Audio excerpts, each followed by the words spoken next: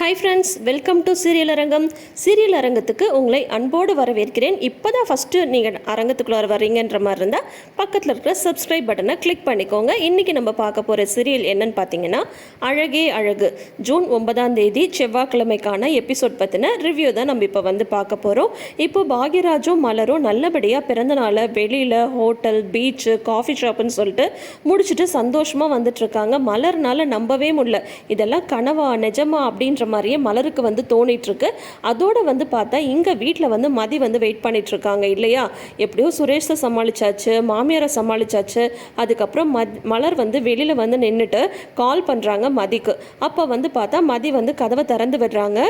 நல்லபடியாக போயிட்டு வந்துட்டிங்களா, நல்லா என்ஜாய் பண்ணிங்களா அப்படின்ற மாதிரிலாம் வீட்டுக்குள்ளார வந்து பேசிகிட்டு இருக்காங்க. எல்லோரும் தூங்கிட்டாங்களா அப்படின்ற மாதிரி கேட்டுட்ருக்காங்க. சரி பாப்பா வேணா நான் என் கூட வந்து தூக்க வச்சுக்கவா அப்படின்னு கேட்டுட்டு இருக்கும் போதே சுரேஷ் வந்து வந்துடுறாங்க. வந்துட்டு நீங்கள் இங்கே நின்றுட்டு என்ன பண்ணிகிட்ருக்கீங்க அப்படின்ற மாதிரி வந்து கேட்குறாங்க. என்ன நீ இந்நேரத்தில் வந்து வெளியில் போயிட்டு வந்திருக்கீங்க அப்படின்னு சொன்னதும், இல்லை பீச்சுக்கு போகணும்னு ஆசைப்பட்டாடா, அதனால தான் கூட்டிகிட்டு போனேன்னு பாக்யராஜ் வந்து சொல்ல, இந்த நேரத்தில் யாராவது பீச்சுக்கு போவாங்களா, அதெல்லாம் சேஃப்டியே கிடையாது, ஏன் இந்த மாதிரி போனீங்க, ஒரு வார்த்தை சொல்லியிருக்கணும்ல அப்படின்ற மாதிரி வந்து கேட்குறாங்க சுரேஷ். கேட்டுட்டு இருக்கும் போதே அவங்க அம்மா வந்து வந்துடுறாங்க. அவங்க அம்மா வந்துட்டு இங்கே என்ன எல்லோரும் பண்ணிகிட்ருக்கீங்க அப்படின்னு சொல்லி கேட்குறாங்க. ஆமாம், நீ என்ன இந்த மாதிரி புது ட்ரெஸ்லாம் போட்டுட்ருக்க அப்படின்னு சொல்லி கேட்குறாங்க மலரோட மாமியார். அதுவா, வேற ஒன்றும் இல்லை வந்து அப்படின்னு சொல்லிட்டு இருக்கும்போது, என்ன இவன் பிறந்த நாளைக்கு எடுத்து கொடுத்தானா, அதுக்காக நைட்டு வந்து போட்டுட்ருப்பியா, ஆமாம் நீ தூங்க போகிறதுக்கு முன்னாடி புடவை தானே கட்டிகிட்டு இருந்த அப்படின்ட்டு 1008 கேள்வி. எல்லாத்தையும் ஒரு வழியாக மதியமே சமாளிக்கிறாங்க. அப்புறம் பார்த்தா மலர் வந்து, இல்லை இந்த ட்ரெஸ்ஸு போட்டு பார்க்கணுன்னு தோணுச்சு, அதனால் போட்டேன், ட்ரெஸ்ஸு போட்டதுக்கப்புறம் தான் பயங்கர தலைவலி அப்படின்ற மாதிரி மதி என்ன சொன்னாங்களோ அதையே சொல்லி இவங்களும் வந்து சமாளிக்கிறாங்க. சரி இப்போதைக்கு இங்கே நின்றுட்டுருக்கு அப்படின் போது, இல்லை அவங்களுக்கு பயங்கரமாக தலைவலிக்கு தான், அதான் டாக்டர்கிட்ட கூட்டிகிட்டு போகலாமான்னு சொல்லிட்டு பேசிகிட்ருக்கோம் அப்படின்னு சொல்லும்போது, இந்த நேரத்தில் எந்த டாக்டர் இருக்காங்க, ஒழுங்காக மாத்திரை ஏதாவது சாப்பிட்டுட்டு தைலத்தை தேய்ச்சிட்டு போய் தூங்குப்போ அப்படின்ற மாதிரி அவங்க மாமியார் வந்து சொல்லிடுறாங்க. அதுக்கப்புறம் சரி சரி நீங்களும் போய் தூங்குங்க, பாப்பா எங்களோடய தூங்கட்டும் அப்படின்ற மாதிரி மதி வந்து சொல்லிடுறாங்க.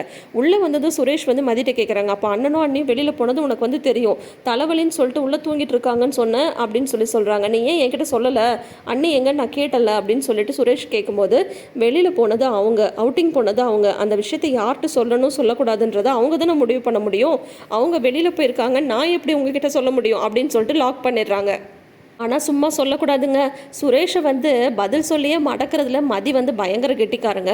சுரேஷ் என்னதான் வந்து திரும்ப திரும்ப கேள்வி கேட்டாலும் அந்த திரும்ப திரும்ப கேள்விக்கான பதிலை வந்து சூப்பராக வந்து சொல்லிடுவாங்க மதி சொன்ன அந்த ஒரே பதிலை சுரேஷ்னால் ஒன்றுமே பேச முடியாமல் போயிடுது. அதுக்கப்புறம் வந்து பார்த்தா, இருந்தாலும் நீ என்கிட்ட சொல்லியிருக்கணும் அப்படின்றாங்க. இது ஒரு குத்தமா, அப்படியெல்லாம் கிடையாது, அவங்க பாட்டிக்கு அவங்க போய் அவங்க பர்த்டேவை என்ஜாய் பண்ணிட்டு வந்திருக்காங்க, அதை எதுக்கு எல்லாருக்கும் நான் வந்து சொல்லணும் அப்படின்ற மாதிரி மதியமே வந்து சொல்லிடுறாங்க. அதுக்கப்புறம் வெளியில் போயிட்டு வந்ததை பற்றி நினச்சிட்டே படுத்துட்டு இருக்காங்க பாக்யராஜ். மலர் வந்து எப்படி என்ஜாய் பண்ணாங்க அப்படின்னு யோசிச்சுட்டு இருக்கும்போது, இடையில வந்து தங்கராஜ் வச்ச ஸ்டேட்டஸை பற்றி மலர் வந்து சொல்கிறாங்கல்ல, அண்ணன் ஏதாவது ஒரு பிரச்சனைனா தான் இந்த மாதிரிலாம் ஸ்டேட்டஸ் வைப்பாங்க அப்படின்னு சொல்லும் போது மறுபடியும் ஒரு ஸ்டேட்டஸ் வச்சுருக்காரு. அதுலேயும் வந்து பார்த்தீங்கன்னா, மனைவியை வந்து அடக்கணும், சொல்கிற பேச்சு வந்து மனைவி வந்து கேட்கலன்னா இந்த மாதிரி தான் பண்ணணும் அப்படின்ற மாதிரியெல்லாம் ஒரு ஸ்டேட்டஸ் வச்சதுலேருந்து பாக்யராஜுக்கு மனசே சரியில்லை. இந்த நேரத்துக்கு ரேவதிக்கு கால் பண்ணவும் முடியாது. சரி எதுக்கோ போய் பார்த்துட்டு வரலான்னு சொல்லிட்டு கிளம்பியே வந்துடுறாருங்க. ஆனால் சும்மா சொல்லக்கூடாதுங்க. இந்த மாதிரி வந்து மச்சான் ஒரு ஸ்டேட்டஸ் வச்சுருக்காருன்னதும் அதை வச்சுட்டு தங்கச்சிக்கு ஏதாவது பிரச்சனையோன்னு சொல்லிட்டு எத்தனை அண்ணனுங்க கிளம்பி வருவாங்க இல்லையா. பாக்யராஜ் பொறுத்த வரைக்கும் ஒரு நல்ல அண்ணன், ஒரு நல்ல மகன். ஆனால் இன்றைக்கி தான் மலரோட பிறந்தநாள் அன்றைக்கி தான் ஒரு நல்ல ஹஸ்பண்டாகவும் வந்து இருந்திருக்காரு. இப்போ இங்கே வந்து இவர் பார்க்குறாரு. பார்த்தா அங்கே வந்து கேட் வந்து சும்மா தான் சாத்திருக்கு. இவ்வளோ பெரிய இடம் எல்லாம் ஓகே தான், கேட்டை பூட்டக்கூட இல்லை, சும்மா தான் சாத்திருக்கு. இவர் வந்து கேட்டுக்கிட்ட நின்று பார்க்குறாரு.